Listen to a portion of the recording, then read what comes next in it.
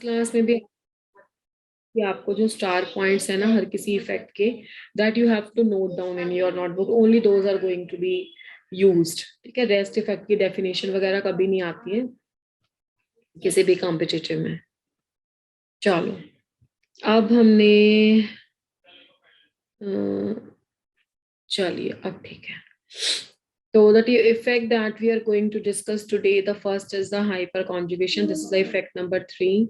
In the last class, we have done with the, I think, up to the electromeric effect only. So this is the hyperconjugation.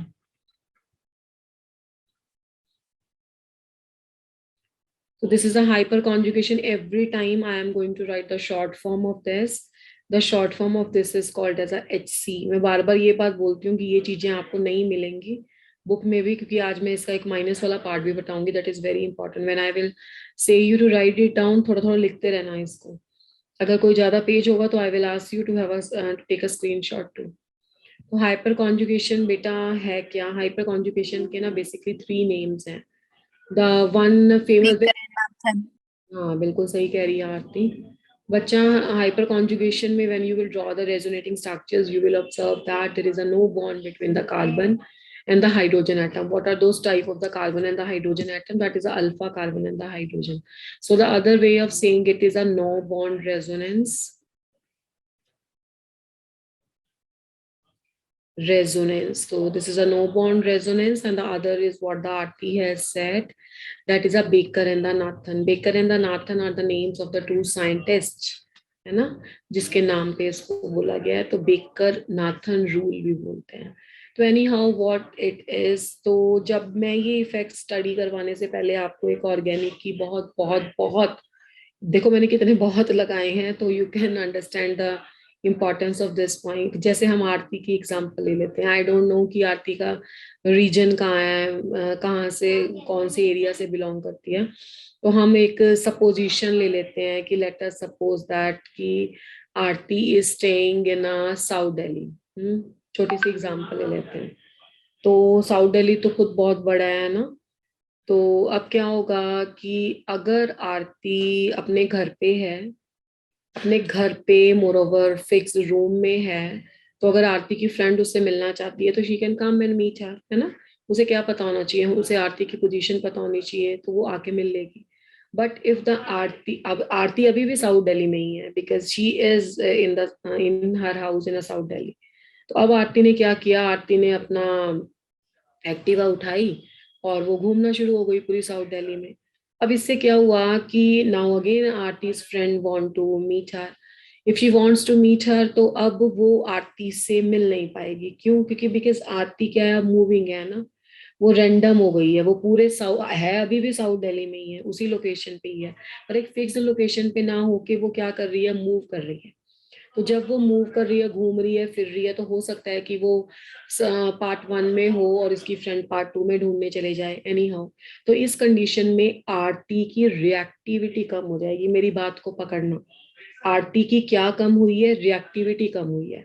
तो मैंने तुम्हें last class में एक line लिखाई थी कि reactivity और स्टेबिलिटी ये इनवर्सली प्रोपोर्शनल है। क्या कहा था मैंने? Reactivity and stability inversely proportional है। ठीक है, अगर कोई चीज रिएक्टिव होती है तो वो स्टेबल नहीं होती, और अगर मोस्ट ऑफ द टाइम, और अगर कोई चीज स्टेबल है तो वो रिएक्टिव कम होती है। ठीक है, तो जब कोई पर्सन ऐसे रैंडमली या घूम रहा है किसी एक फिक्स लोकेशन पे नहीं है, तो वो रिएक्ट नहीं कर पाता, वो स्टेबलाइज हो गया। ठीक है, सेम वर्ड सेम थिंग जो मैंने एग्जांपल एक बच्चे की लेके दी है ना, तुम इलेक्ट्रॉन पे अप्लाई करो। इलेक्ट्रॉन की डीलोकलाइजेशन, अब ये वर्ड ना मैं क्या बोलूं तुम्हें, पल्ले बांध लो, हिंदी में बोले तो पकड़ के रख लो, अपने पास बिठा लो इसको। मोस्ट इंपॉर्टेंट है डीलोकलाइजेशन ऑफ द इलेक्ट्रॉन। मतलब इलेक्ट्रॉन का, देखो मुझे बहुत सही हिंदी में तो नहीं लिखना आएगा, शायद ऐसे लिखते हैं घूमना, ऐसे ही लिखते हैं आरती। यस और नो? Yes ma'am. ना, तो दिस इज घूमना यानी कि मूवमेंट। डीलोकलाइजेशन और the movement of the electron. Ma'am बड़ी ओ की मात्रा आती है। ठीक है बेटा। अच्छा किया, नहीं तो नोट्स में गलत चला जाता और बोलते मैं। मैम और ये ध है क्या हो ऐसे। गया ये? अच्छा चलो ऐसा करते हैं, इस पे तो डिबेट बहुत लंबा हो जाएगा, तो ये धूमना हो जाएगा, तो हम मूवमेंट से ही काम चलाते हैं, ठीक है? ये ठीक है? Yes ma'am. या तुम मुझे ऐसा कुछ कहना चाह रहे हो, ऐसा कह रहे हो? चलो यस मैम। चलो मैम गुड। चलो बहुत अच्छी बात है, I learn this from you. बहुत टाइम हो गया है लिखे, फिर भी इसको नोट्स में नहीं लिखेंगे, गड़बड़ होने के पूरे चांसेस हैं, यही ठीक है। मूवमेंट ऑफ द इलेक्ट्रॉन जो होता है that leads to the stability, this is a main thing, और ये बड़ी सबसे बड़ी सच्चाई है। जब इलेक्ट्रॉन घूमता है तो वो स्टेबल हो जाता है। रेजोनेंस क्या है बेटा? रेजोनेंस इलेक्ट्रॉन का घूमना है, इलेक्ट्रॉन का डीलोकलाइजेशन है। तो delocalization of the electron tends to stability. जहां कहीं मैं एक स्टेटमेंट बोलती हूँ, जितने भी बच्चे मतलब नीट जेई में मेरे पास ड्रॉप आउट में होते हैं ना, वो मैं जब ये वर्ड बोलती हूँ वो स्टेटमेंट गा देते हैं, लिटरली गा देते हैं, और आजकल हर बैच में ऑर्गेनिक ही चल रहा है। तो वो एक स्टेटमेंट बोलते हैं, अगली क्लास में मैं ये वर्ड बोलूंगी, तुम भी गाओगे ये बात। When there are the chances of the delocalization, consider it on the priority.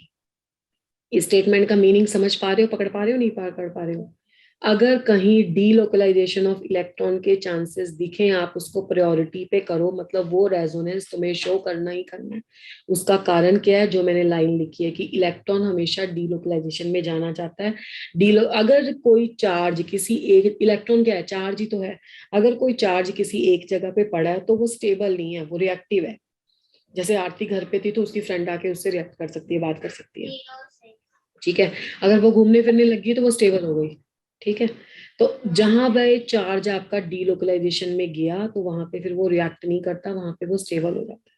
तो अगर तुम्हें कोई भी इफेक्ट पेपर में आ गया और कहीं तुम्हें लिख रहा है कि डीलोकलाइजेशन हो रहा है, यहाँ पे डीलोकलाइजेशन मतलब रेजोनेंस है ना, रेजोनेंस से भी क्या होता है? डीलोकलाइजेशन होता है। तो जब कहीं तुम्हें रेजोनेंस दिखाई दे, डीलोकलाइजेशन दिखाई दे, तुम्हें उसे प्रायोरिटी पे करना है। तुम्हारा पेन उठना चाहिए डीलोकलाइजेशन के लिए, तुम्हारा पेन रेजोनेंस के लिए उठना चाहिए, क्योंकि तुम्हें ये बात समझनी पड़ेगी कि रेजोनेंस या डीलोकलाइजेशन या इलेक्ट्रॉन का मूवमेंट उसे हद से ज्यादा स्टेबल कर देता है। इलेक्ट्रॉन एक जगह पे रहेगा तो वो अनस्टेबल रहेगा, रिएक्टिव रहेगा, खत्म हो जाएगा, उसकी एग्जिस्टेंस ही खत्म हो जाएगी, उसमें पॉजिटिव अटैक मारेगा, गया, ठीक है? पॉजिटिव तो उसका ऑपोजिट काउंटर पार्ट हो गया ना। तो अब जो आपका इलेक्ट्रॉन जब घूम रहा है तो वो स्टेबल है, तो रेजोनेंस हमेशा पेपर में करना है। I am again repeating my statement, if there are the chances of the delocalisation you have to consider it on a priority, and if there are the chances of the delocalisation first you have to do that and then you have to see whether this is plus M plus H C I और this and that. तो delocalisation तो पहले अपने हाथ से कर दो। चलो अब ये हाइपर कंजुगेशन है क्या? ये है डीलोकलाइजेशन। तो मैं मूवमेंट लिख देती हूँ पहले। मूवमेंट, अब तुम्हें डीलोकलाइजेशन आ ही गया है तो लिख लो फिर। आ गया ना डीलोकलाइजेशन का आंसर एग्जाम्पल से? Yes ma'am. Delocalization of electrons of alpha C H bond, इसकी पहचान करेंगे आज क्या होता है। Delocalization of the electrons of alpha C H bond with, ये sp3 के इलेक्ट्रॉन है, तो delocalization of the electrons of the alpha C H bond with what, किसके साथ डीलोकलाइजेशन हो रहा है? With reactive part of the system. ये बुक से मैंने अलग लिखाई है क्योंकि मैंने सारी चीजें कवर कर देनी है एक ही में। Reactive part of the system. अब सिस्टम का रिएक्टिव पार्ट क्या होगा? सिस्टम के रिएक्टिव पार्ट में वो चीजें आएंगी जो मैं व्हाइट कलर से लिख रही हूँ। अनसैचुरेटेड पार्ट आ सकता है क्योंकि अनसैचुरेटेड रिएक्टिव पार्ट होगा, कार्बोकेटाइन का पार्ट आ सकता है, कार्बेनाइन का पार्ट आ सकता है, दिस या फ्री रेडिकल आ सकता है। ये चार चीजें आ सकती हैं। तो ये सीसी है कार्बोकेटाइन, ये कार्बेनाइन है बेटा, और ये फ्री रेडिकल है। तो इसकी तरफ जब आपके इलेक्ट्रॉन अल्फा सी एच के डीलोकलाइज हो जाते हैं तो उसको हाइपर कंजुगेशन कहते हैं। मैम हमें कुछ समझ नहीं आया, अभी आएगा भी नहीं क्योंकि इसकी पिक्चर देखनी बहुत जरूरी है। ये पेज 2 मैंने तो लिखा नहीं है। चलो एनी हाउ, अगला भी देख लें एक बार। नहीं अगले में नहीं है, चलो पेज 2।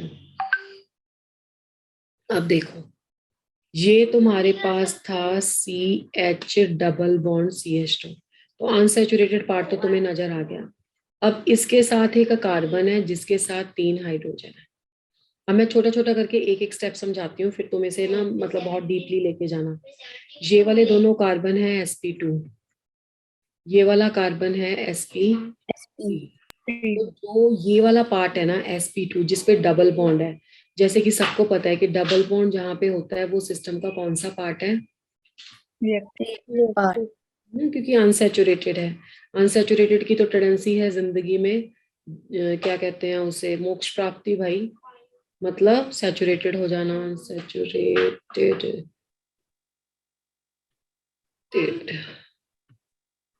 बिल्कुल इसके नीचे लिख देती हूँ, ये स्पेस चाहिए, ठीक है। तो ये अनसैचुरेटेड पार्ट है। अब क्या होगा कि अनसैचुरेटेड पार्ट के बिल्कुल साथ वाले कार्बन को बोलते हैं अल्फा। तो इसमें 3 अल्फा CH बॉन्ड है। समझ में आई मेरी कहानी, मैंने कैसे बताया? 3 अल्फा CH बॉन्ड है, ठीक है। तो 3, ये लास्ट तक बने रहोगे तो चीजें समझ में आएंगी, इतनी जल्दी नहीं आएंगी बेटा। अल्फा CH बॉन्ड पे यहाँ पे है sp3 हाइब्रिडाइजेशन, तो ये ऑर्बिटल ऐसा होगा। अगर मैं इसका एक बॉन्ड रिमूव कर दूं तो सारे बच्चे इतने समझदार तो हैं कि यहाँ पे होगा पाई बॉन्ड ऐसे बना हुआ। मैं सही कह रही हूँ? Yes ma'am. अब आपका पाई बॉन्ड होता है बहुत फैला हुआ, मतलब हाईली डीलोकलाइज्ड ही बोल लो उसको, क्योंकि मतलब वो लोकलाइज्ड नहीं है, एक फिक्स पोजीशन पे नहीं है, थोड़ा सा बड़ा है ना वो। ये बैलून है, ये थोड़ा सा सिमटा हुआ है, और ये इसकी विसिनिटी में आ जाता है, इसके दायरे में आ जाता है, तो यहाँ पे हो जाता है ये। मतलब यहाँ पे इसके इलेक्ट्रॉन, इलेक्ट्रॉन को क्या चाहिए? घूमना फिरना, डीलोकलाइजेशन। अगर डीलोकलाइजेशन होता है तो वो जरूर करेंगे। तो इसके अल्फा CH के इलेक्ट्रॉन कह रहे हैं कि भाई ये तो साथ ही लगता है, जैसे होता नहीं है एक टेरिस के साथ दूसरा टेरिस है, बीच में वॉल छोटी सी है, तो ना चाहते हुए आप उधर लांग जाते हो देखने की, हाँ भाई देख के आते हैं उधर से क्या दिखता है। ऐसे ही इलेक्ट्रॉन भी तुम्हारे घूमने फिरने जा रहे हैं। तो ये आपका C था। देखो इसका रेजोनेंस कैसे बनाएंगे। ये इलेक्ट्रॉन इधर क्यों जा रहे हैं? क्योंकि यहाँ पे क्या था, यहाँ पे थोड़ा सा इनको फील्ड फ्री मिलता है, ठीक है। मतलब ये इसके साथ ये बड़ा है ना दायरा, तो उन्हें लगता है कि यहाँ पे तो हम जंप मार के पहुंच सकते हैं, बिल्कुल पास ही है, तो वो पहुंच जाते हैं। अब ये देखो इसका रेजोनेंस कैसे बनाना है, हाथ की बहुत सफाई चाहिए। अल्फा CH के इलेक्ट्रॉन को जब तुम यहाँ लगाओगे, एरो हमेशा या तो ऐसे ऐसे जाएगा या ऐसे ऐसे आएगा। बैकड्रॉप है, पता नहीं दिख रहा है कि नहीं दिख रहा, मतलब या तो दोनों ऐसे या दोनों ऐसे। इलेक्ट्रॉन ढंग इस ढंग से मूव करेंगे, समझ जाओगे तुम देख के। अब ये वाला अगर यहाँ पे डबल बॉन्ड आ गया, यहाँ पे डबल बॉन्ड आ गया, यहाँ पे हाइड्रोजन, तो भैया 5 बॉन्ड बन जाएंगे। 5 बॉन्ड से तो तुम्हारा कार्बन घबरा जाएगा। तो ये वाले इलेक्ट्रॉन यहाँ पे ट्रांसफर हो गए हैं। क्लास का नंबर नहीं कम होना चाहिए, सबको अटेंड करनी है, तब समझ आएगी। तो देखो तुम, ये वाले इलेक्ट्रॉन यहाँ पे शिफ्ट हो गए, तो क्या होगा बेटा, जब ये इलेक्ट्रॉन यहाँ पे शिफ्ट हो गए, ये ऐसे ही रहेगा, ये ऐसे ही रहेगा। H के ऊपर क्या आ जाएगा? पॉजिटिव चार्ज आ जाएगा। ये वाले इलेक्ट्रॉन, एक बॉन्ड में 2 इलेक्ट्रॉन होते हैं, यहाँ पे आ जाएंगे, तो इस कार्बन पे तो कोई चार्ज नहीं आएगा क्योंकि इसके 4 बॉन्ड पूरे हैं। अब ये वाले इलेक्ट्रॉन यहाँ पे आ जाएंगे, H यहाँ पे था, ये सिंगल बॉन्ड हो जाएगा। 2 इलेक्ट्रॉन है यहाँ पे, ऐसे आके नेगेटिव हो जाएंगे, 2 3 4 5। तो पहले भी स्ट्रक्चर न्यूट्रल थी, उस पर कोई चार्ज नहीं था। जिंदगी में कभी भी कोई चार्ज एक्वायर नहीं करना चाहता। अगर कोई सिस्टम पहले ही न्यूट्रल है तो वो न्यूट्रल ही रहेगा। तो अभी भी देखो प्लस और माइनस न्यूट्रल है। ये क्यों इसकी विसिनिटी में रह रहा है, आसपास रह रहा है? क्योंकि इस पे नेगेटिव है तो इसके आसपास मंडरा रहा है, तो ये भी न्यूट्रल रहेगा। तो ये इसका रेजोनेटिंग स्ट्रक्चर्स है। अब देखो यहाँ पे कोई बॉन्ड नहीं है, इसलिए इसका नाम था नो बॉन्ड रेजोनेंस। अब ये क्यों हुआ? क्योंकि ये इलेक्ट्रॉन घूमने फिरने जा रहे हैं भाई, मजे हो गए इनके। देखो बताओ, इस डायरेक्शन में सारे जा रहे हैं, और ये इस साइड पे ही क्यों जा रहे हैं? क्योंकि ये रिएक्टिव पार्ट सिस्टम का था, यहाँ ज्यादा दायरा था, जंप उन्हें छोटा सा मारना पड़ा। जंप मार के वो ऐसी जगह पे पहुंच गए जहाँ पे न्यूक्लियस की रेंज कम है, क्योंकि पाई में न्यूक्लियस कम पकड़ता है ना, या कह लो वीक बॉन्ड होता है, ऐसे बोल लो। तो वहां आप वहां पे चले गए। तो ये फर्स्ट रेजोनेटिंग स्ट्रक्चर है। अब भाई कोई हमारी सिर्फ इसी से दुश्मनी थोड़ा है। 3 अल्फा है ना, तो तीनों के 3 अल्फा घूमने जाएंगे, बिल्कुल जाएंगे। तो इसके 3 स्ट्रक्चर्स बनेगी। देखो अगले वाली स्ट्रक्चर में ये वाले इलेक्ट्रॉन जाएंगे और ये ऐसे बन जाएगी। बाकी सब बिल्कुल सेम है, बस आपका पहले ऊपर वाला हाइड्रोजन जा रहा था, अब ये जाएगा। तो ये आपकी ओरिजिनल स्ट्रक्चर थी, मैं ओरिजिनल स्ट्रक्चर को 1 लिख रही हूँ। ये दूसरी स्ट्रक्चर है 2 हो गई, ये 3 हो गई, ठीक है। ये नेगेटिव चार्ज क्यों आया? 2 3 4 5। आगे आ जाओ, एक और क्या हो सकता है? अब भाई तीसरे को भी क्यों छोड़ेंगे, बिल्कुल नहीं छोड़ेंगे। यहाँ पे है, यहाँ पे है, यहाँ पे H प्लस हो जाएगा, double bond CH and CH2 negative. तो भाई इस क्वेश्चन में है 4 resonating structures. What are there? 4 resonating structures. अब भाई जिंदगी की एक और कहानी, delocalization lead to stability, consider it on a priority, बिल्कुल सही बात है। तो जितना इलेक्ट्रॉन ज्यादा घूमेगा उतना ज्यादा स्टेबलाइज होगा। तो more the number of resonating structures, ये तो केमिकल बॉन्डिंग में भी पढ़ा होगा तुमने, more the number of resonating structures more will be the energy released. क्योंकि रेजोनेंस एनर्जी होती है वो, इसीलिए मोर इज द स्टेबिलिटी। ठीक है, तो इसकी कितनी रेजोनेटिंग स्ट्रक्चर बनी इस वाले कंपाउंड की, बताओ तो जरा मुझे। एक ओरिजिनल और बाकी 3, तो कितनी स्ट्रक्चर्स बनी टोटल? 4. हाँ, तो यहाँ से ये हाइपर कॉन्जुगेशन समझ में आया। एक बात और बतानी थी तुम्हें। Yes, ma'am. अच्छा ठीक है बच्चा, इसने अपने इलेक्ट्रॉन दिए, अल्फा ने अपने इलेक्ट्रॉन डोनेट किए, अल्फा CH ने डोनेट किए। तो जब डोनेट किए ना, तो ये होता है प्लस HC। क्या कहा मैंने? अल्फा CH के इलेक्ट्रॉन डोनेट हुए तो ये है प्लस HC। अब ऐसे कुछ और मॉलिक्यूल भी देख लेते हैं। अब मैंने यहाँ पे एक CH3 लिया था और दूसरा हाइड्रोजन लिया था एक साइड पे, देखो क्वेश्चन। यहाँ पे एक CH3 लिया था और दूसरा हाइड्रोजन था, वो इसके साथ लगा हुआ है। अब की बार मैंने दोनों ही CH3 ले लिए। ठीक है, अब देखो, थोड़ा मैं ओपन अप करके लिख देती हूँ, स्ट्रक्चर एक नंबर ही है ये देखो, ऐसे,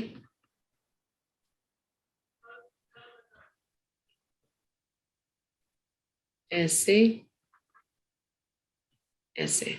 समझो इस बात को, ये तुम्हारा वही है, तो ये अल्फा हुआ और ये अल्फा हुआ। अब इसमें कितने अल्फा हैं? 6, 2. 6 हाँ, 2 अल्फा कार्बन है, बिल्कुल सही, 2 अल्फा कार्बन है, पर इस अल्फा CH बॉन्ड कितने हैं? 6। 6. 6 अल्फा CH है, तो इतनी स्ट्रक्चर्स नहीं हम बनाएंगे, हमने तो मल्टीपल चॉइस सॉल्व करना है। तुम देखो 3 अल्फा CH से तो स्ट्रक्चर 4 बनी, क्योंकि एक ओरिजिनल को माननी है, बस ऐसे ही अब तुम मारोगे। 6 अल्फा CH है तो कितनी स्ट्रक्चर्स आएंगी? 7. 7। समझे कहानी? आ जाओ आगे बढ़ो फिर।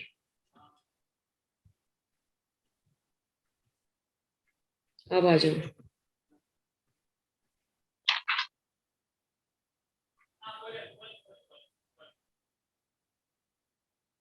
इसके साथ ये अल्फा है, क्योंकि sp2 के साथ वाला अल्फा होता है ना, इसके साथ ये अल्फा है, इसके साथ ये अल्फा है, तो कितने अल्फा हुए? 9. 3 alpha carbon, 9 alpha CH bond, तो कितनी स्ट्रक्चर्स 10 में? structures. बिल्कुल स्ट्रक्चर्स। अब आगे आ 10. जाओ, सही कह रहे हो तुम, येलो कलर ही लेते हैं। उसके बाद क्या बचा?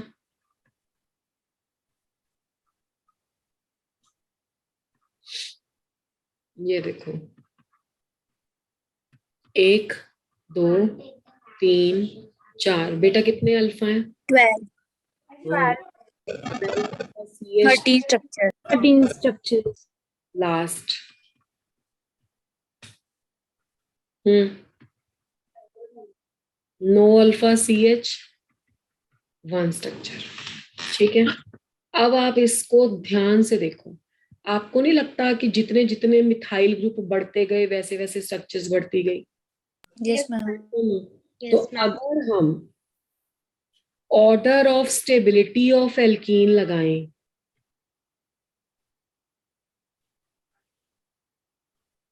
Order of stability of alkene लगाएं, तो मैं कुछ एक ऑर्डर लिखती हूँ, तुम हाँ ना बताना कि तुम्हें समझ में आया है या नहीं। अगर C डबल बॉन्ड C है, जहाँ CH3, यहाँ CH3, यहाँ CH3, यहाँ, ये मैक्सिमम ऑप्शन है, सबसे ज्यादा CH3 है इसमें, ये सबसे ज्यादा स्टेबल है। ये देखो,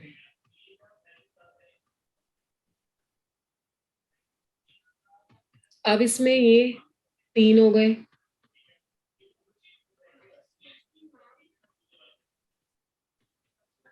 इसमें 2 हो गई। मुझे अगली स्लाइड लेनी पड़ेगी, चलो मैं नहीं, हाँ CH3 H double bond CH और लास्ट में CH2 तो क्या मैंने सही ऑर्डर लिखा है बताओ, Yes, ma'am. है ना? तो तुम्हें नहीं लगता कि जितने ज्यादा मिथाइल ग्रुप हैं उतने ज्यादा स्टेबिलिटी है एल्कीन को? अब इसको जर्नल में पता क्या बोला जाता है? इसको जर्नल में ऐसे बोला जाता है Cr2 डबल बॉन्ड Cr2, ये सबसे ज्यादा स्टेबल है। मैम Cr, 1 मिनट पे भी दिखाना। ठीक है आप देख लो पहले फिर बताओ।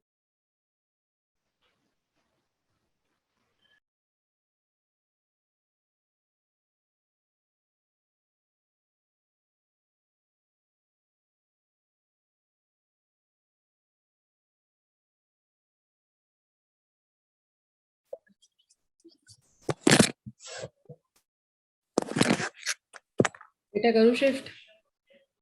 मैम ये रिमूव कर दो नीचे से। अच्छा अच्छा, ये मेरे ख्याल से ये है ना, ये ना साइड पे नहीं जाता, अगर साइड पे चला जाए तो प्रॉब्लम सॉल्व हो जाए।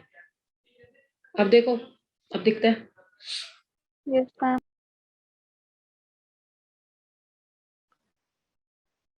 Ma'am done. ओके, अब मैंने इसको जर्नल में हम ऐसे लिखते हैं Cr2 Cr2 Cr2 CHR Cr2 CH2 CRH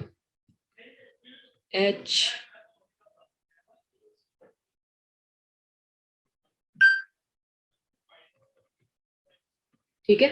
ये तो इसको पता क्या बोलते हैं? इसको लिखा जाता है बुक्स में कि मोर सब्स्टिट्यूटेड जो एल्कीन है, मोर सब्स्टिट्यूटेड एल्कीन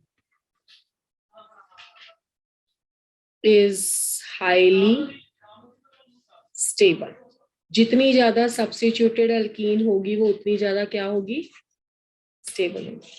तो यानी कि कैन आई से कि stability of alkene can be explained on the basis of the plus HC effect? Yes और नो? Yes ma'am. ठीक है, तो ये तो पहला आ गया इसका, एप्लीकेशंस ही चल रही हैं। दूसरा आप इससे एक्सप्लेन कर सकते हो सेकेंड पॉइंट। ये तो एल्कीन की स्टेबिलिटी तो हमेशा याद रखना, ये 12th के बहुत सारे क्वेश्चन में काम आएगी। शायद तुमने पढ़ा होगा 11th में सेडजेफ रूल। यस हाँ, तो सेडजेफ रूल में जिन बच्चों ने पढ़ा है, जैसे किसी एक दो बच्चे ने यस भी बोला है, तो जो सेडजेफ रूल है ना उसमें ये वाली एल्कीन बनती हैं जो ज्यादा वो सब्स्टिट्यूटेड है। अब उसका बेस क्या है कि जितनी ज्यादा सब्स्टिट्यूटेड एल्कीन है वो उतनी स्टेबल है, इसलिए वो बनती है, यानी कि उसका बेस है प्लस HC, हाइपर कॉन्जुगेशन। वहां पे बच्चे ये भूल जाते हैं कि ऐसा क्यों होता है, इस reason is a hyperconjugation. Is that clear बेटा? Yes ma'am. सेकंड है इसमें इसकी application stability of the carbocation के लिए।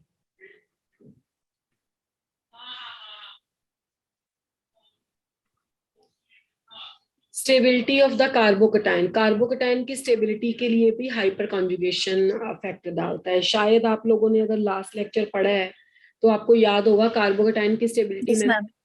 प्लस आई फैक्टर से भी एक्सप्लेन प्लस कर। बिल्कुल, यस मैम। तो ये प्लस आई से भी और इससे भी सेम आंसर आते हैं, और सेम आंसर आते हैं तो फिर तो कोई टेंशन ही नहीं, ऑपोजिट आते हैं तो प्रायोरिटी देखना पड़ता है। अब जैसे देखो, जिस कार्बन के साथ सारे के सारे हाइड्रोजन लगे हैं वो क्या कार्बन है? 0 डिग्री।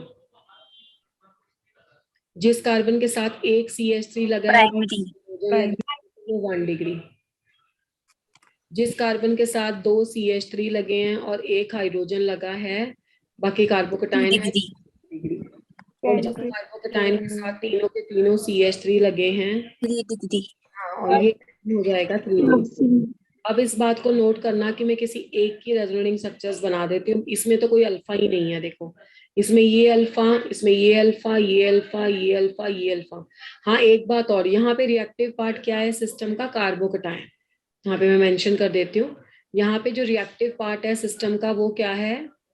कार्बोकैटायन। पिछले क्वेश्चन में रिएक्टिव पार्ट सिस्टम का था अनसैचुरेटेड पार्ट। ठीक है, तो तभी मैंने आपकी डेफिनेशन जो एनसीईआरटी में लिखी है ना उसमें टुवर्ड द एल्कीन लिखा है, मतलब अनसैचुरेटेड बॉन्ड लिखा है, और that is applicable for one thing only, इसलिए ये सबके लिए एप्लीकेबल है। अब यहाँ पे देखो, इसको उठा लेते हैं, CH H, ये कार्बन है, इसके साथ है 3 हाइड्रोजन एटम, ये अल्फा हाइड्रोजन एटम है, ये कार्बोकटायन हो गया। अब काम क्या करना है, काम तो मैं एक ही सिखाया, अल्फा CH के इलेक्ट्रॉन को इधर को डोनेट करना है। अब इधर तो कोई इलेक्ट्रॉन है ही नहीं जो आगे शिफ्ट होंगे, यहाँ पे तो पॉजिटिव चार्ज है, पॉजिटिव चार्ज का मतलब डेफिशिएंसी है, यहाँ पे और दूसरा एरो नहीं आएगा। तो H यहाँ पे, H यहाँ पे, ये वाला H क्या हो गया, प्लस हो गया, double bond CH2।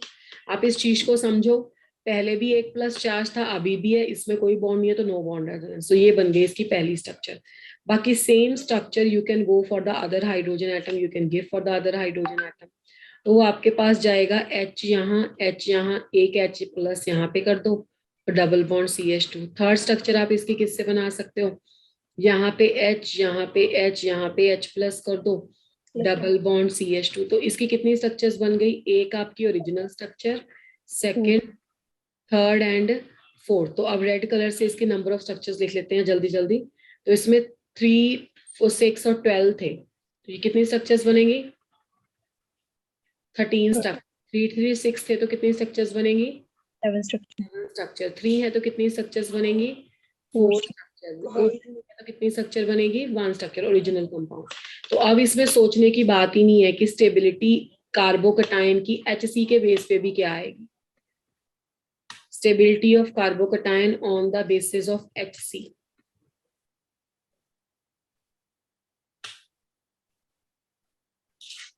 Plus HC के बेस पे सबसे पहले क्या आएगा, 3 डिग्री, फिर आएगा 2 डिग्री, फिर आएगा 1 डिग्री, फिर आएगा 0 डिग्री। तो आपको दोनों इफेक्ट से सेम आंसर मिल रहा है।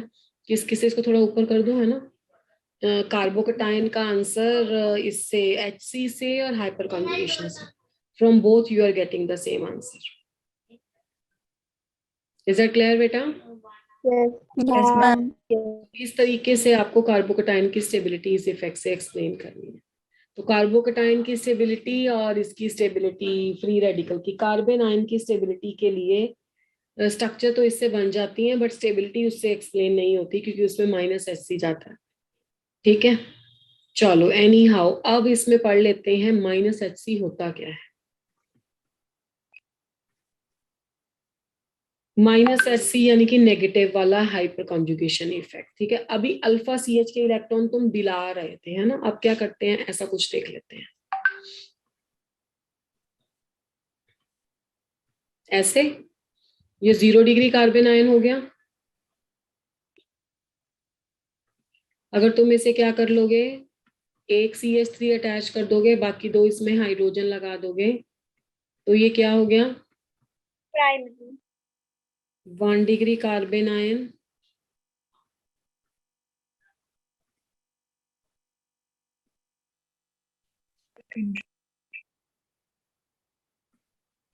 ये 2 डिग्री कार्बन आयन हो गया।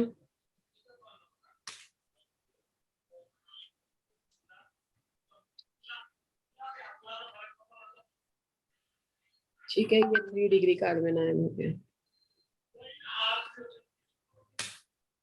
अब कहानी क्या है, मैं इसको, ये तो बेटा अल्फा है, ये अल्फा है, ये अल्फा है, ये अल्फा है, पहले वाले में तो अल्फा है नहीं, तो कोई ऐसी स्ट्रक्चर उठा लेते हैं जिसमें अल्फा है, ये वाली स्ट्रक्चर, H H CH3 को ओपन अप कर दो।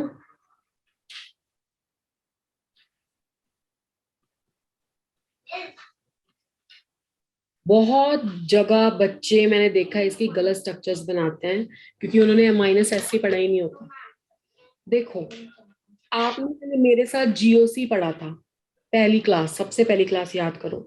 तो मैंने आपको बोला था सबसे स्टेबल होता है सिग्मा, उसके बाद होता है पाई, उसके बाद होता है नॉन बॉन्डिंग, और सबसे ऊपर है नॉन बॉन्डिंग या नेगेटिव। ऐसा ही कहा था, यानी कि सबसे ज्यादा डोनेट करने की टेंडेंसी होती है नॉन बॉन्डिंग की।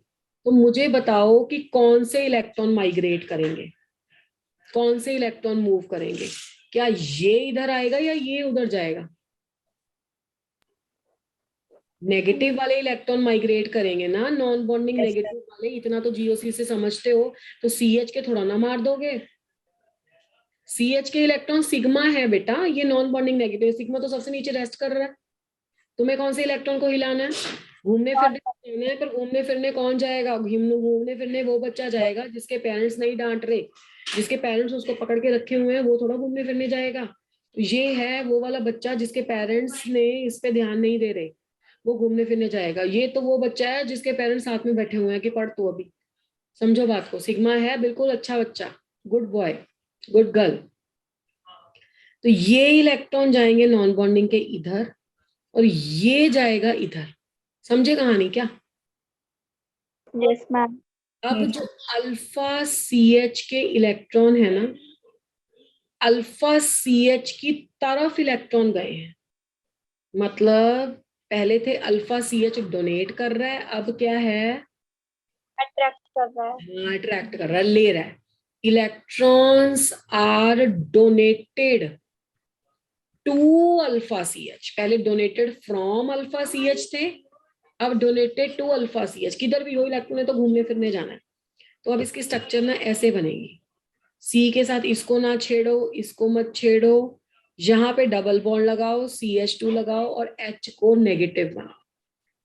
समझे? तो ये है तुम्हारा -Hc। बाकी तुम्हें प्रॉब्लम किसी से नहीं है, तुम्हें बिल्कुल भी यहाँ पे नहीं करना है। क्या कहते हैं, अच्छा मुझे बनानी पड़ेगी है ना, लिख के बनाओ 3 स्ट्रक्चर, या समझ गए कि तीनों का हो सकता है ये काम? समझ गए ना, ये भी हो सकता है, ये भी हो सकता है, ये भी। अल्फा तो तीनों के यूज हो सकते हैं। Yes, ma'am. बस स्ट्रक्चर्स का नंबर लिख लो एंड दैट्स इट। इसमें बनेगी One structure. One structure. इसमें क्या बनेंगी? Four structure. 4 क्यों बनेंगी? 3 6 9 10। 10. ठीक है, इसमें 7. 7. 4. 4 स्ट्रक्चर्स। बट -Hc की स्ट्रक्चर तो तुमने बना ली। अब मुझे बताओ कि is it easy to remove the your this one alpha sigma bond? Sigma bond तोड़ना क्या आसान है? No, ma'am. No, ma'am. Priority इसके इस इफेक्ट के बेस पे नहीं दी जाती। ठीक है, इसमें आपका इंडक्टिव इफेक्ट जो है वो यूज होता है, क्योंकि it is very very difficult to remove the electron from the alpha C H bond.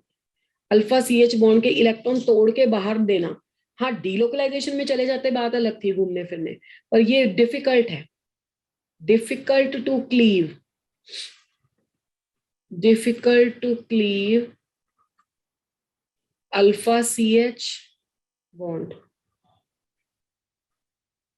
Electrons and to remove. पहले तो डीलोकलाइजेशन में आ रहे थे, तो इसलिए यहाँ पे इस इफेक्ट की थोड़ी सी प्रायोरिटी लेस होती है।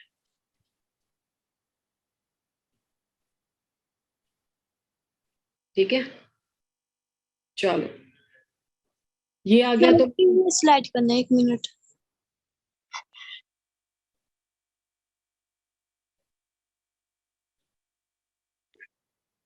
देख लीजिए।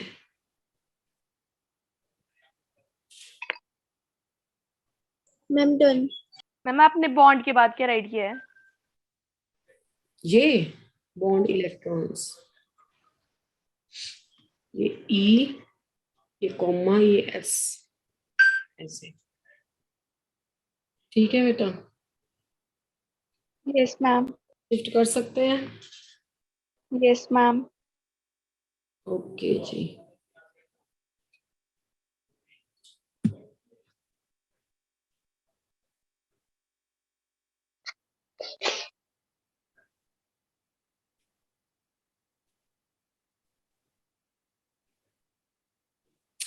चलो, तो ये हो गया आपका हाइपर कॉन्जुगेशन। हाइपर कॉन्जुगेशन के बेस पे कार्बोकैटायन फ्री रेडिकल को एक्सप्लेन करोगे।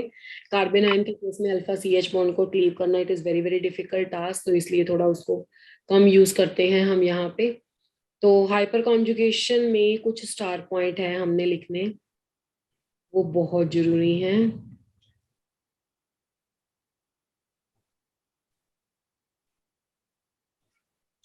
सबसे पहले electrons of alpha CH bonds are used for delocalization.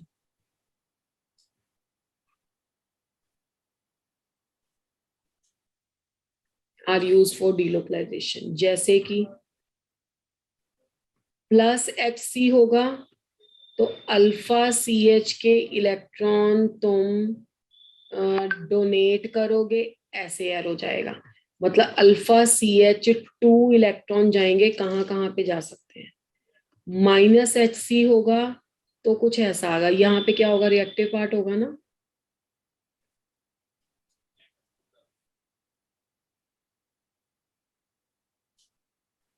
यहाँ पे तुम्हारा रिएक्टिव पार्ट है। माइनस HC होगा तो रिएक्टिव पार्ट से इलेक्ट्रॉन यहाँ पे आएंगे तो CH के जाएंगे, यानी कि अल्फा CH के इलेक्ट्रॉन डोनेट हो रहे थे, यहाँ अल्फा CH की तरफ इलेक्ट्रॉन डोनेट होंगे, मतलब इन्वॉल्व सिर्फ अल्फा CH ही होगा। दूसरी बात,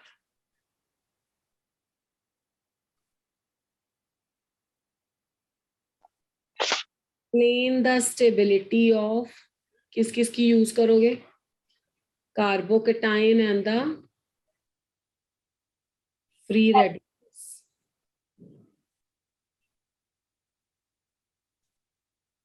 कैन बी एक्सप्लेन्ड।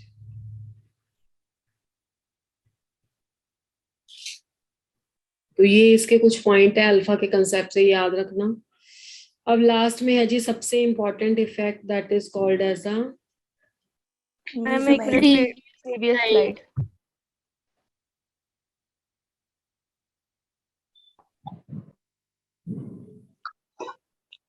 मैम आपने पी के आगे क्या लिखा है? Alpha CH। मैम नीचे। Free radicals can be explained, yes ma'am. Carbocation and free radicals can be explained. बेटा कर सकते हैं shift? Yes ma'am. Yes, ma'am. अब आ जाओ मीजोमेरिक इफेक्ट पे। मीजोमेरिक इफेक्ट को कौन सा इफेक्ट बोलते हैं?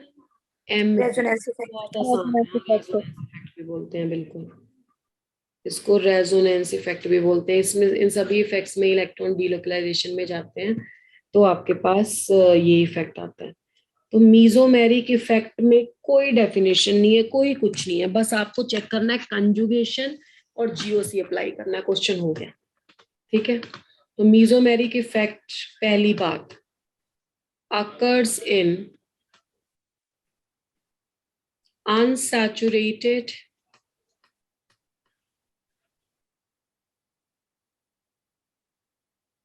conjugated system, that occurs in the case of unsaturated conjugated system। मैं बताती हूँ इनका मीनिंग क्या है। तीसरी बात, इलेक्ट्रॉन्स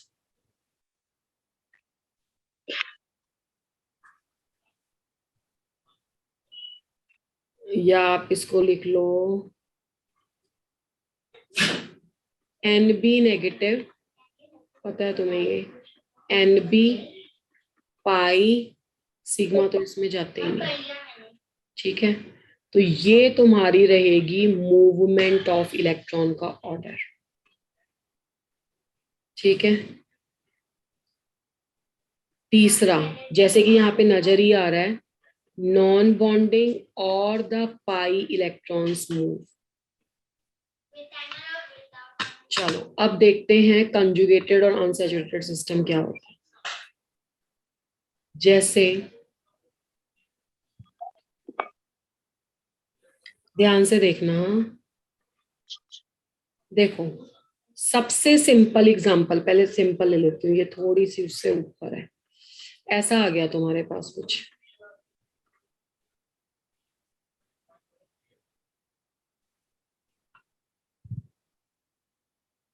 ये, अब देखो इसको कंजुगेटेड कैसे बोलते हैं, डबल सिंगल डबल, समझ में आई मेरी बात? Yes ma'am. ये है कंजुगेटेड सिस्टम।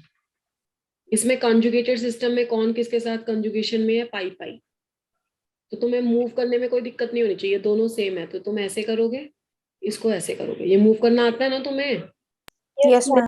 मूव करोगे तो स्ट्रक्चर क्या बनेगी, CH2 single CH2 single bond CH bond CH, single bond CH2। ये बॉन्ड के 2 इलेक्ट्रॉन यहाँ सर पे बैठ गए। negative बिल्कुल सही कह रहे हो। ठीक है, तो ये कार्बन प्लस, ये कार्बन माइनस, जिंदगी की न्यूट्रलिटी मेंटेन है, पहले भी न्यूट्रल अभी भी न्यूट्रल। तो ये इसकी स्ट्रक्चर्स आ गई। ठीक है, चलो अब आओ सेकंड टाइप पे। Second type double bond single bond मतलब लॉन पेयर, ये भी कंजुगेशन है। इसे बोलेंगे pi in conjugation with LP. Pi in conjugation with LP. LP का मतलब, एलपी छोड़ दो अब तुम, NB lone pair lone pair. NB ठीक है तुम्हें, फिर एनबी भूल जाओगे, नॉन बॉन्डिंग। अब तुम मुझे बताओ कि मैं किस डायरेक्शन से किस डायरेक्शन में एरो लेके जाऊं कि वो सही कहानी होगी जीओसी की। कौन से इलेक्ट्रॉन जाएंगे?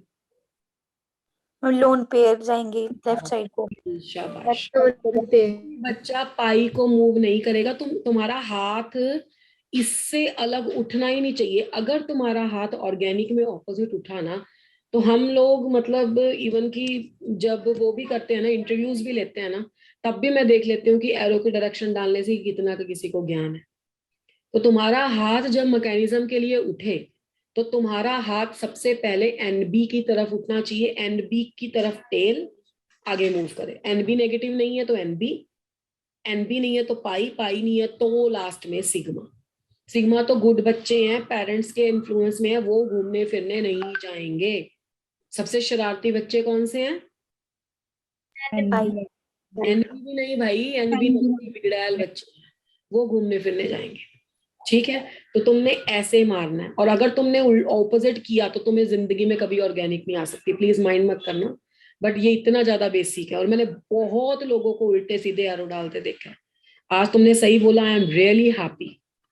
चलो अब इसका बताओ रिएक्शंस क्या हो, वो क्या होगा। ये बेटा यहाँ पे तुम्हारा आ गया डबल बॉन्ड। बॉन्ड बिंदियां मेंटेन रखो जितनी है, क्योंकि इन बिंदियों के मतलब है ऐसे ऐसे। अब देखो चार्ज कैसे लगाएंगे। 1 2 3 4 5, 5 है तो क्या चार्ज आएगा? आ जाओ, negative 4 5 तो लगा। अगर तुमने ये सही कर दिया ना, तो I would be really happy. फिर मजा आएगा ऑर्गेनिक में। अब इस ग्रुप ने अपने एलपी दिए या लिए? हम दिए। हाँ, तो इसको बोलोगे तुम प्लस एम इफेक्ट। किसका प्लस एम इफेक्ट है? OCH3 का। कहानी समझ में आई? Yes ma'am. आगे आ जाओ। Yes. बहुत आसान था, बी भी आ गया मुझे लगता है तुम्हें। चलो सी पे आओ फिर, भागो। अच्छा, सी कैटेगरी।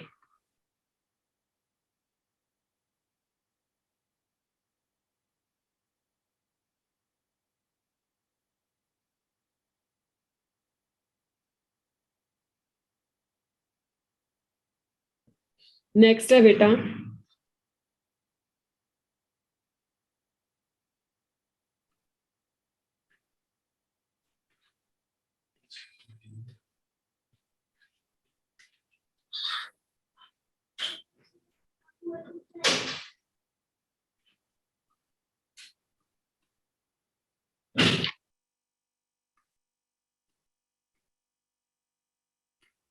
देख के क्या समझ में आ रहा है? Double single double. ठीक है, यहाँ पे भी कंजुगेशन तो है, इतना तो समझ में आ रहा है। डबल सिंगल डबल, यहाँ पे भी क्या है? कंजुगेशन। अब मैं कुछ नहीं बोलूंगी, सी और डी में मुझे एरो लगाओ, कौन किधर से कैसे जाएगा। yes ma'am सी में बता, सी में बताओ जल्दी। अरे चुप ही हो गए तुम तो। C double bond O group में आंखें बंद करके, ये मैंने पहले लेक्चर में भी बोला था जब मैंने जीओ से पढ़ाया था। yes ma'am C double bond O में आंखें बंद करके, मतलब तुम्हें सपने में भी ऐसा दिखना चाहिए। अगर तुम्हें सी डबल बॉन्ड ओ दिखता है तो गड़बड़ है। तुम्हें ये दिखना चाहिए ऐसे अपने ड्रीम्स में भी कि ये तो ऐसा होता ही नहीं है, ये तो ऊपर नेगेटिव होता है, नीचे प्लस होता है और सिंगल बॉन्ड होता है। मतलब तुम्हें ये ऐसे दिखना चाहिए भाई। पाई ऊपर चला जाता है तो इस पे पॉजिटिव चार्ज आ गया। पॉजिटिव चार्ज आ गया तो भाई ये फिर देगा थोड़ा ना, ये तो क्या करेगा? लेगा तो तो लेगा। एरो डायरेक्शन तुम्हें दिख गई होगी। तो Yes, ma'am. CH2 single bond, CH double bond, CO negative और H। तो यहाँ पे प्लस आ गया, यहाँ पे माइनस आ गया। अब इस ग्रुप ने इलेक्ट्रॉन लिए या दिए? लिए ये इसका इफेक्ट है -m इफेक्ट। ये ऑर्गेनिक केमिस्ट्री में नहीं भूलना कि इसका CH3O को ऑर्गेनिक में बोलते हैं मिथॉक्सी ग्रुप। बोलो इसको, कौन सा ग्रुप बोलते हैं? Yes ma'am, methoxy. फिर से बोलो। Methoxy group. फिर बोलो। Methoxy group. हाँ, तो अब 3 बार बुला दिया क्लास में। कभी भी पूछू ना पूरी ऑर्गेनिक में, भूलना नहीं कि मिथॉक्सी का प्लस M है। ठीक है। अब Yes. इस ग्रुप का नाम है कार्बोनिल। 3 बार बोलो इसको अपने आप से। लोगों को मत देखो कोई दूसरा बोलता है कि नहीं, अपना बोल दो बस। Carbonyl carbonyl carbonyl carbonyl. Carbonyl चलो अपने अपने 3 पूरे करो, कोई मतलब नहीं, कोई बोलता है नहीं, हमें अपना सीखना है। तो कार्बोनिल का -M इफेक्ट है, और अगर गड़बड़ करी तो सारी ऑर्गेनिक की धज्जियां उड़ जाएंगी, क्योंकि ये बिल्कुल बेसिक है। यस बेस गलत, सारे रिएक्शन गलत, एरो गलत, मैकेनिज्म गलत। आप ये सोचो, अगर एरो गलत, मैकेनिज्म गलत, मैकेनिज्म गलत, रिएजेंट का यूज गलत, प्रोडक्ट गलत, सब खत्म। हाँ, अगर एक एरो ठीक तो कहीं ना कहीं सही ऑप्शन तक पहुंच ही जाओगे।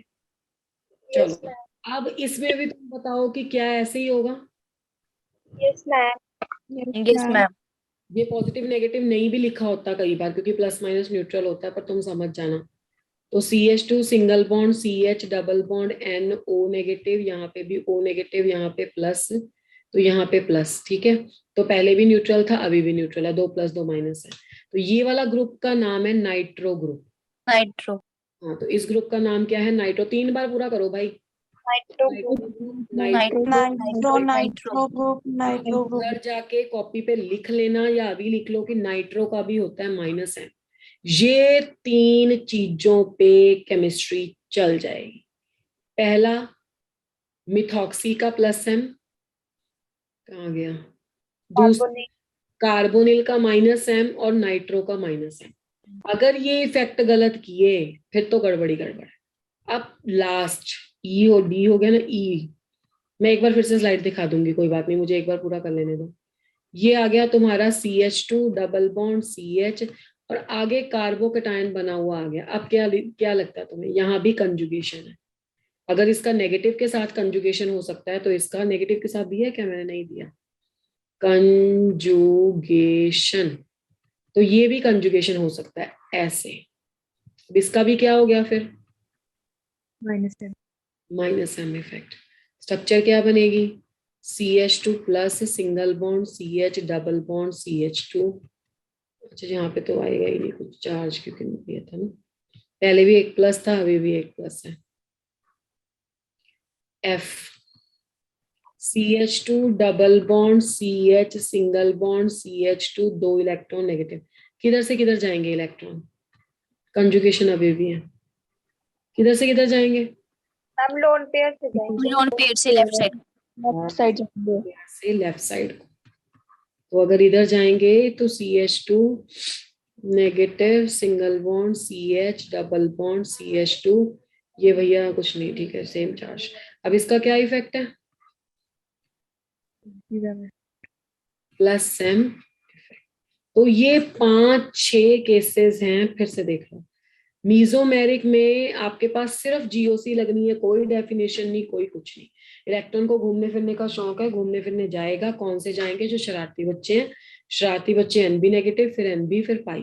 तो पहले वाले में मिथॉक्सी का ग्रुप इफेक्ट था +M, ये तो बहुत ही सिंपल है। और C वाले में कार्बोनिल का था -M, और उसके बाद आ गया भाई तुम्हारा नाइट्रो, उसका -M। फिर उसके बाद कार्बोकेटाइन का -M, कार्बेनाइन का कार्बेनाइन का +M। तो ये इफेक्ट्स हैं मीजोमेरिक इफेक्ट। मीजोमेरिक के एरो सही लगा दिए, सब कुछ कर दिया, दैट्स इट। ठीक है, अब इसकी एप्लीकेशंस क्या है क्या नहीं है, वो सब पिछले वाली एप्लीकेशन से मिलती हैं, वो इकट्ठे मिलजुल के ही काम करेंगी। पहले मैं इसका करा देती हूँ, फिर आपको आगे करेंगे। अब देखो, अब तुमने क्या क्या ज्ञान ले लिया। अब तुमने एक पढ़ा I, एक पढ़ा ई वो नहीं करना, ई में कुछ होता ही नहीं है, वो पता ही है, पाई बॉन्ड शिफ्ट होगा। एक पड़ा HC और एक पड़ा M, बस इन तीनों में ही तुम्हारी दुनिया है, मतलब इन तीनों में ही ऑर्गेनिक है। ठीक है, ठीक है, ये बहुत अच्छी बात है कि ये 3 सब्जेक्ट तुमने पढ़ लिए हैं। तो जो आई है उसमें सिग्मा सीसी के इलेक्ट्रॉन जाते हैं, मैं सही बोल रही हूँ? Yes, ma'am. Yes ma'am. सी है उसमें सिग्मा CH के इलेक्ट्रॉन जाते हैं, यहाँ पे भी मैं सही बोल रही हूँ? Yes, ma'am. एम में भाई डिपेंड करता है, या तो NB नेगेटिव जाता है, या NB जाता है, या पाई जाता है, मैं सही बोल रही हूँ? Yes, ma'am. अब मुझे तुम बता दो, मैं नहीं बोलूंगी, कि कौन इजीली जाएंगे। Ma'am, NB negative. NB negative. बिल्कुल M. बिल्कुल। हाँ, इन मैम M. हाँ हाँ बिल्कुल ठीक है, बिल्कुल ठीक है। इन तीनों इफेक्ट्स में से किसके इलेक्ट्रॉन जल्दी माइग्रेट करेंगे? M के इफेक्ट के। एम। ये अगर तुम्हें प्रायोरिटी ऑर्डर डिसाइड करना होता है, मतलब मान लो एक क्वेश्चन में 2 इफेक्ट लग गए, मैं अभी बताती हूँ कैसे होता है वो क्वेश्चन।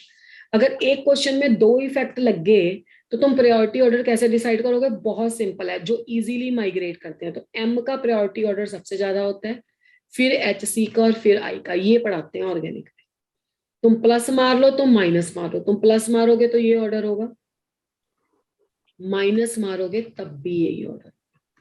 और इसके पीछे ना रट्टा मारने वाली कोई चीज नहीं है। बच्चे इसको याद करते हैं, कहानियां बना के। याद क्यों करना है भाई? इसमें क्या जा रहा है? NB जा रहा है, और इसमें क्या जा रहा है? CC और CH में कैसे डिसाइड करेंगे? CC भाई फैमिली मेंबर है ना, सेम फैमिली है, तो इसलिए वो तो सबसे ज्यादा स्ट्रॉन्ग बॉन्ड है। कैटिनेशन की टेंडेंसी कार्बन कार्बन में कितना अच्छी है, तो CH ज्यादा अच्छे से माइग्रेट करेंगे CC से, तो CC सबसे वीक है। और हमारी प्रॉब्लम पता क्या होती है? हम जब पेपर में क्वेश्चन देखते हैं ना, हमारे दिमाग में ना सबसे पहले आता है इंडक्टिव इफेक्ट, हम इंडक्टिव इफेक्ट मार देते हैं। हम ये सोच के ही नहीं जाते कि हम तो भाई GOC भगवान को पढ़ के आए हैं, जिसने हमें बताया कि सबसे पहले नंबर किसका आएगा? मीजोमेरिक का। अगर मीजोमेरिक जी हमें देंगे इजाजत, अलाउ करेंगे, तो हम HC पे जाएंगे। अगर HC हमें पास ऑन करेंगे तो हम I पे जाएंगे। अब यहाँ पे मैं जो क्वेश्चन पूछ रही हूँ वो बहुत सोच समझ के आंसर करना। ये तुम्हारा प्रायोरिटी ऑर्डर हो गया, और इफेक्ट्स वाला थ्योरेटिकली जो मुझे समझाना था खत्म। I should take a next slide, क्योंकि ऐसे में मजा नहीं आएगा। अब मैंने ना यहाँ पे एक ग्रुप लिखा है, इस ग्रुप का पहले तो तुम नाम बताओ, क्या नाम है? मिथॉक्सी। मैंने कहा ना, कोई रात को भी पूछे तो याद रखना, अपना नाम भूल जाओ, इसका नहीं भूलना। ये मिथॉक्सी ग्रुप है। Yes, ma'am. कहानी सुनो इसकी। तो मुझे इसके I का साइन बता दो और M का साइन बता दो। आई एम स्टॉपिंग हियर, अब मेरा काम खत्म, अब तुम्हारा काम शुरू। इसका I का और M का वो बता दो, साइन क्या क्या है, मतलब किसका प्लस होगा, किसका माइनस होगा, दोनों का प्लस होगा, दोनों का माइनस होगा। M पॉजिटिव, दोनों का M plus. positive.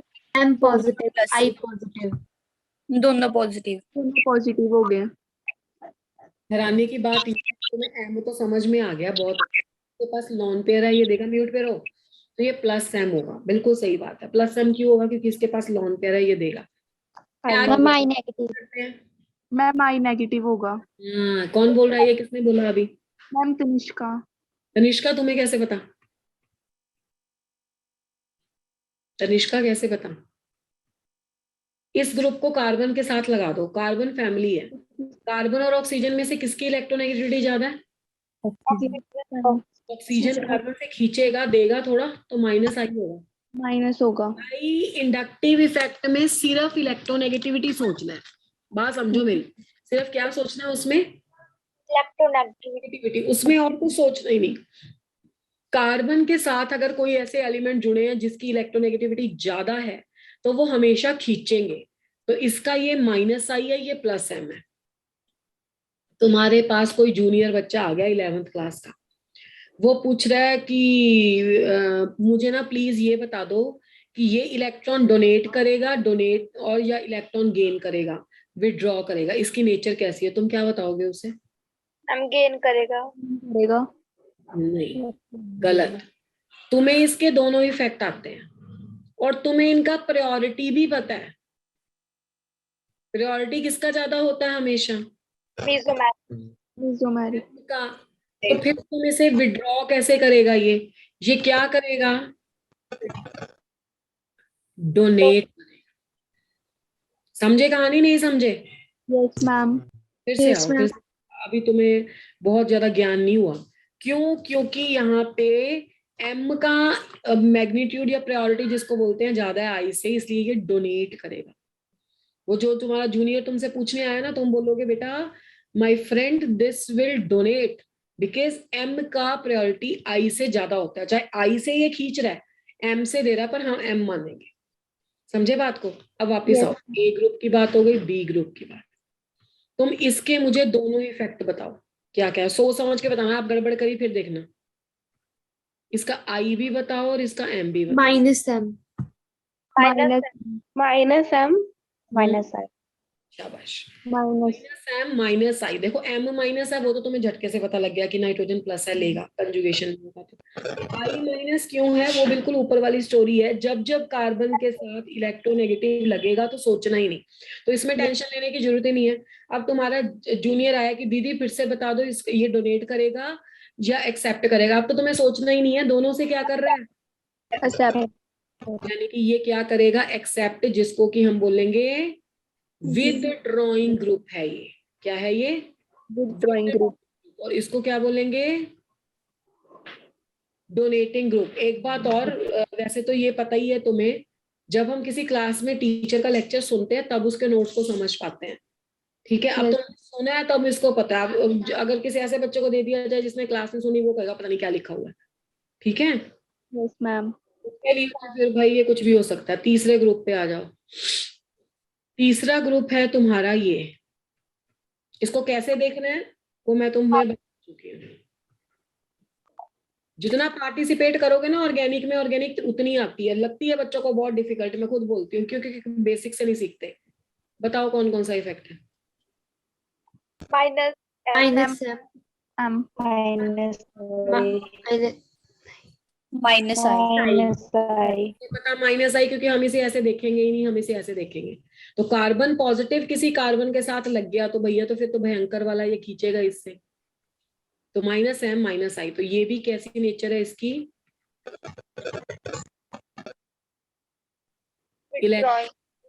Withdrawing. Nature. अब यहाँ पे एक आती है एक्सेप्शन। वो एक्चुअली में एक्सेप्शन नहीं है, उसके पीछे रीजन है। मैं हमेशा बोलती हूँ कि केमिस्ट्री में एक्सेप्शन जैसा कुछ नहीं होता, हर किसी चीज की एक्सप्लेनेशन है। अब तुम्हें मैं बोल दूं कोई यूनिवर्सल ट्रूथ बोल दूं, क्या बोलो यूनिवर्सल ट्रूथ, अभी केमिस्ट्री याद आ रही है, कुछ ऐसी बात नहीं याद आ रही, एनीथिंग कुछ भी तुम्हें मैं बोल दूं कि हाँ भाई कोई भी पॉइंट बोल दो, तो तुम मुझे 1 मिनट में बोल दोगे कि नहीं मैम ऐसे भी हो सकता है। तो जैसे ह्यूमन बीइंग है, डिफरेंट बिहेवियर है, एवरीथिंग कैन बी पॉसिबल। तो मॉलिक्यूल भी तो जीते जागते हैं भाई, उनका भी तो बिहेवियर अपना है ना। तो उनके केस में हम क्यों एक्सेप्शन माने, हर किसी का अपना नेचर है। हाँ, जैसे एक एक्सेप्शन बोल दूं मैं कि रात पूरी जाग के जो पढ़ते हैं ना, वो बच्चे बहुत स्कॉलर होते हैं, उन बच्चों के हमेशा टेस्ट को क्वालिफाई हो जाता है। तो मैं 1 मिनट में मुझे कंडेम कर दोगे कि नहीं, कि मैम ऐसा नहीं होता, हर किसी की अपनी अपनी नेचर है। बोलोगे कि नहीं बोलोगे, बताओ? Yes ma'am. बिल्कुल ऐसे ही एक्सेप्शन जैसी कोई चीज नहीं होती। हर किसी मॉलिक्यूल का अपना बिहेवियर होता है और वो लॉजिक बेस्ड होता है। अब जरूरी थोड़ा, अब मेरी हैबिट भी ऐसी है कि I utilize a proper time, I take night hours for a sleep, और मुझे अभी भी पढ़ना है तो मैं दिन में जाग के पढ़ूंगी या सुबह जल्दी उठ जाऊंगी। अब जरूरी थोड़ा जो मैं करती हूँ वो सही है, कईयों को ऐसे लगता है कि नहीं हमें दिन में डिस्टर्बेंस होता है, हमें रात में पढ़ना है। तो दोनों सही है अपनी जगह पे। तो मैं कोई एक्सेप्शन थोड़ा हूँ, या वो तो कोई एक्सेप्शन थोड़ा ना। तो एक्सेप्शन जैसी कोई चीज होती नहीं है, बस एक नाम दिया हुआ है केमिस्ट्री में कि ऐसा होता है। हर किसी की अपनी नेचर है, and that is justified. If anything is justified on the basis of the environmental factor, it is okay, कोई प्रॉब्लम नहीं। एक्सेप्ट करना है हमें, जिंदगी में यही तो सीखते हैं। अब बताना क्या था वो भूल गया हमें। हमें बताना था कार्बन के साथ हैलोजन वाला केस, इसको मार लो 5 स्टार। कार्बन के साथ अगर हैलोजन लगा है भैया, मैं ना इसको तुम्हें बेंजीन के साथ लगा के दिखाती हूँ यहाँ पे। तो देखो यहाँ पे अगर लॉन पेयर ऑफ इलेक्ट्रॉन है, तो लॉन पेयर ऑफ इलेक्ट्रॉन यहाँ पे जाएगा और ये यहाँ पे जाएगा, डीलोकलाइजेशन तो होगी ना यहाँ पे। तो ये अपने लॉन पेयर डोनेट कर रहा है। तो अगर ये अपने लॉन पेयर डोनेट कर रहा है तो इस पे कैसा इफेक्ट होगा, प्लस प्लस M. अब कार्बन के साथ जुड़ा है, इलेक्ट्रॉन खींच रहा है, तो आई में क्या है, माइनस आई। अब यहाँ पे क्या होता है कि but the halogens are highly electronegative, halogens are, तो टाइम भी नहीं देखा अभी, as the halogens are highly electronegative species, इसके केस में क्या होगा, जब कार्बन से हेलोजन डायरेक्टली अटैच्ड है और कंजुगेशन भी इन्वॉल्व है, तो हेलोजन के केस में माइनस आई का मैग्नीट्यूड प्लस एम से ज्यादा होता है, सिर्फ और सिर्फ हेलोजन के केस में। मतलब इसका नेट इफेक्ट डोमिनेटिंग कौन सा होगा, minus of I greater than plus M. ये किस केस में है, हेलोजन। और उसके पीछे रीजन है, क्योंकि हेलोजन बहुत भूखड़ है, अपने इलेक्ट्रॉन्स किसी को नहीं देती, भाई कंजूस बंदा है, ठीक है, ये अपने इलेक्ट्रॉन्स नहीं दे पाते हैं, बाकियों की इलेक्ट्रोनेगेटिविटी इतनी ज्यादा नहीं होती जितनी हेलोजेंस की होती है। That's why we usually do minus I in the case of the halogens. तो बताओ क्लियर है ये बातें? Yes ma'am. चलो, तो इसके साथ तुम्हारे इफेक्ट्स कंप्लीट है। नेक्स्ट अभी क्लास नहीं खत्म हुई है, अभी 8-9 मिनट है, क्वेश्चंस करेंगे थोड़े से प्रैक्टिस के। नेक्स्ट क्लास में हम हेलो एल्केन और हेलो एरीन को बिल्कुल 12th वाला क्वेश्चन स्टार्ट कर सकते हैं, और कोई भी बच्चा ऐसा ना समझे कि ये सब 12th वाला नहीं है, ये सब 12th वाला है। आगे जाके मैं लिखूंगी इसका प्लस एम है माइनस एम है, देन यू विल क्या बोलते हैं इसको, याद करोगे अब आज के दिन को कि मैम ने बोला था कि ये आएगा। अब देखो यहाँ पे कुछ ज्ञान और ले लो तुम। ये है 5 स्टार वाला पॉइंट, मोस्ट इंपॉर्टेंट थिंग, क्योंकि जो मैं आप क्वेश्चन कराऊंगी उसमें ये यूज भी होगा। मीजोमेरिक इफेक्ट, देखो हल्का फुल्का फर्क तो पड़ता है 11th का ना करने का, पर अगर मेहनत करो तो कोई चीज इम्पॉसिबल नहीं है। Mesomeric effect does not operate at Meta, operate at Meta. Mesomeric effect कभी भी मेटा पोजीशन पे ऑपरेट नहीं होता, बहुत बहुत बहुत इंपॉर्टेंट। अब मैं यहाँ पे कुछ कंपाउंड बना रही हूँ, उनको सुनते चलना, बस चुप करके सुनते जाओ, हाथ चलेगा तुम्हारा भी ऐसे। इस कंपाउंड का नाम है फिनॉल। क्या नाम है? फिनॉल। फिनोल। तो यहाँ पे कंजुगेशन है double lone pair, sorry lone pair double ma'am. Double conjugation है, भर भर के है भाई पूरे रिंग में। मैम। बेंजीन तो फेमस है कंजुगेशन के लिए। तो ये अपने इलेक्ट्रॉन ऐसे देगा, ये अपने इलेक्ट्रॉन ऐसे देगा, तो जब मैंने ऐसे एरो लगाया तो तुम क्या बोलोगे कि OH का कैसा इफेक्ट है, प्लस एम। Plus M. से वो इलेक्ट्रॉन कहाँ कहाँ पे फेंक रहा है वहां देखते हैं। इसको ऐसे ही लिख लो, इसको ऐसे ही लिख लो, यहाँ पे 2 डबल बॉन्ड लगा लो, OH, इलेक्ट्रॉन के ऊपर डॉट्स की गिनती पूरी करो, कितने रह गए, 2, 1 2 3 4 5, तो 5 है, तो भैया तुम्हारे घर में तो कमी हो गई, पॉजिटिव हो गया। यहाँ पे ये 2 इलेक्ट्रॉन जो बॉन्ड के थे वो बाहर निकल आते हैं ऐसे, तो प्लस माइनस न्यूट्रल। पहली स्ट्रक्चर सबको समझ में आई? Yes ma'am. गुड। तो इस पोजीशन को ऑर्थो बोलते हैं, ortho Meta yes para. Ma'am. जिसको बहुत अच्छी बात, जिसको नहीं उससे भी अच्छी बात। तो ये है तुम्हारा कोई एक्स ग्रुप, तो ये दोनों है ऑर्थो, ये है मेटा, ये है पैरा। बहुत सारे टीचर, बहुत सारे बच्चे से ओम प्रकाश से याद करते हैं, ओम प्रकाश, ओम प्रकाश, ओम प्रकाश। तो मैंने ओम प्रकाश बनाया, तुम भाई ओम प्रशांत बना लो, मर्जी है तुम्हारी, जो मर्जी बनाओ, ये तो कहानियां हैं। अब देखो, अब ये इलेक्ट्रॉन यहाँ पे आएंगे, ये इलेक्ट्रॉन यहाँ पे आएंगे, ऐसे आएगा, ऐसे आएगा, ऐसे आएगा, ऐसे आएगा। हाथ चलाते चलो, मतलब वो हाथ चलना चाहिए कि हाँ भाई ऐसे ही होगा, क्योंकि ऑर्गेनिक बहुत ईमानदार है, जो होगा वही होगा, कहानी कोई नहीं होगी इसमें एक्स्ट्रा। ये यहाँ होगा, ठीक है। तो आपको ऐसा ऐसा ऐसा ऐसा ऐसा ऐसा बन गया, बन गया यहाँ पे नेगेटिव और ऐसा, ठीक है बेटा। और लास्ट स्ट्रक्चर में ये वापस से जाएंगे, तो जब वापस से जाएंगे तो बस बेंजीन के इलेक्ट्रॉन की ओरिएंटेशन चेंज हो जाएगी, बाकी सब कुछ सेम रहेगा। स्ट्रक्चर समझ में आई? Yes ma'am. Yes ma'am. Number 2, structure number 3, structure number 4, structure number 5। तुमने अपने आप बताया मुझे कि OH का कौन सा इफेक्ट है, प्लस एम, है ना। As a result of, as a result of plus M effect of OH ग्रुप, इलेक्ट्रॉन डेंसिटी कहाँ कहाँ पे बढ़ती है? Ma'am para. और देखो ध्यान से, ऑर्थो पैरा नेगेटिव ऑर्थो। पे आया, ortho para and ortho position. Ma'am ortho बिल्कुल बिल्कुल, ऑर्थो एंड पैरा। तो पैरा। Para position. कहाँ पे नहीं बढ़ती? Meta meta position. गुड। तो plus M effect electron density बढ़ाता है ऑर्थो एंड पैरा पे, जिससे जो पॉजिटिव चार्ज है, पॉजिटिव चार्ज वाली स्पीशीज क्या होगी? इलेक्ट्रोफाइल होगी ना। So the electrophile attack at what? Attack at, ortho and para position. इसको पता है इंग्लिश में क्या बोलते हैं? OH group activate the ring for the electrophilic substitution at ortho and para. OH activate, तैयार करता है, activate the ring for the electrophilic substitution ES at ortho and para. समझते हो इस कहानी को? ठीक है। बट कहाँ पे ऑपरेट नहीं करता? But Meta. Yes, doesn't operate at Meta. तो अगर मैं ये तुम्हें ना ऐसे ही याद करवा देती, याद कर लो इसको, तुम्हारे दिमाग पे कहीं ना कहीं आता है यार कैसे होता है ये, हमें तो पता ही नहीं क्या होता है क्या नहीं। तो इस चीज को याद नहीं, ऑर्गेनिक भी कुछ नहीं याद करना। मतलब लोग बोलते हैं कि मैकेनिज्म याद कर लो, ये रट्टा मारो, रट्टा कुछ नहीं मारना होता है। आपका हाथ अगर जीओसी से सही उठता है ना, तो ऑर्गेनिक से आसान चीज कुछ नहीं है। और अगर तुम्हारा हाथ गलत उठता है तो तुम ऑर्गेनिक को कभी याद करके भी नहीं कर सकते पेपर में। क्या करोगे याद करके? मैकेनिज्म का रट्टा मार के लिखाओगे, पेपर में वो आना ही नहीं, वो चेंज कर देगा इफेक्ट, कुछ और लगा देगा, क्या करोगे? तो इसलिए समझना बहुत जरूरी है। कहाँ गए हम? एक कहानी और कर लेते हैं। अब यहाँ पे देखो, मैम प्रीवियस स्लाइड करोगे 1 मिनट। एक ये लाइन एक्स्ट्रा बच गई है मेरे से, येलो। देखती हूँ अगर रब होती है तो, ऑर्थो के बीचों बीच। चलो ये सक्सेसफुल। छोटा पड़ता है पेज ना। Ma'am done.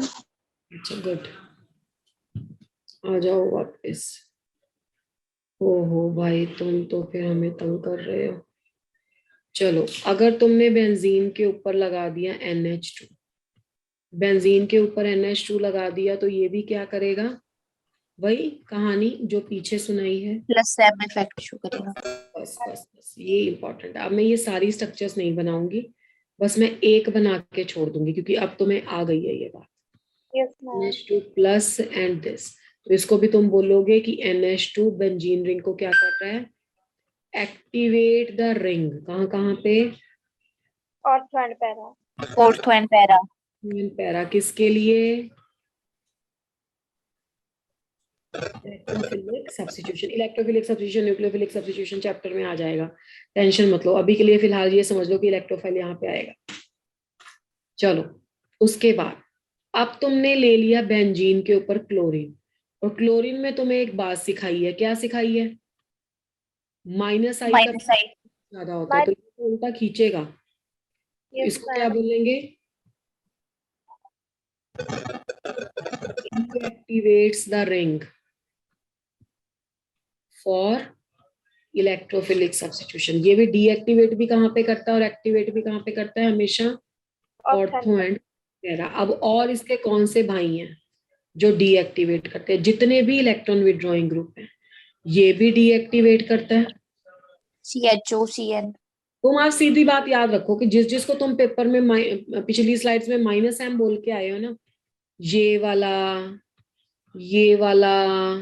CN वाला कुछ भी, मतलब RCN कुछ भी, जो भी तुम्हारे कौन से हैं माइनस एम, वो क्या करते हैं?